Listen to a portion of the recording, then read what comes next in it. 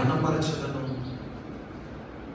ఒక రాజు ఈ భూమి మీద పరిపాలిస్తూ సకల ఐశ్వర్యములతో తులతూగుతూ తనకి ఏ కొదువ లేనటువంటి స్థితిని కలిగి ఉన్నటువంటి ఒక రాజు తన జీవితం మీద రాజు అయినటువంటి ఆ దేవుణ్ణి, ఆ ప్రభువుని ఎంతగా జ్ఞాపకం చేసుకుంటూ ఉన్నాడంటే, ఎంతగా ఘనపరుస్తూ ఉన్నాడంటే ఆశ్చర్యం వేస్తా ఉన్నది. ఎందుకంటే ప్రజలు కూడా బహుశా ఆ రాజ్యంలో అంత పరిపాలన, సుభిక్షమైనటువంటి సంతోషకరమైనటువంటి పరిపాలనలో ఉంటున్నప్పటికీ ప్రజలు హృదయపూర్వకంగా రాజును బట్టి సంతోషించేవారుగా చాలా మంది కనబడరు కదండి.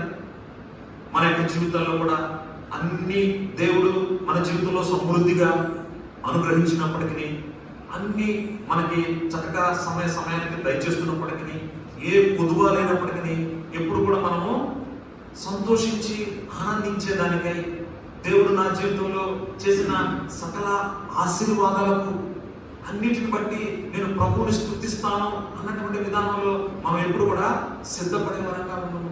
అదేవిధంగా ప్రజలు కూడా ఆ రాజును బట్టి, ఆ పరిపాలన బట్టి, ఈ రాజు మనం ఎంతగానో చక్కగా పరిపాలిస్తూ ఉన్నాడు, మన అవసరతలు ఎరిగినటువంటి వాడుగా, మన యొక్క పరిస్థితులన్నింటినీ కూడా తను తెలుసుకున్నటువంటి వాడుగా ఉన్నాడు అన్నటువంటి విధానంలో రాజుని బహుశా ఎప్పుడు ఆ ప్రజలు కూడా అంతగా గుర్తు చేసుకోకపోవచ్చు కదండి.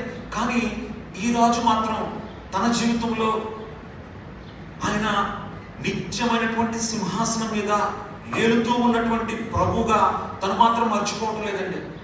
తను పలుకుతున్నటువంటి మాటలు ఎంత ఆశ్చర్యాన్ని కొలిపిస్తాంలే అంటే, నిత్యము అంటే ఎప్పుడెప్పుడని చెప్పవచ్చండి మనము?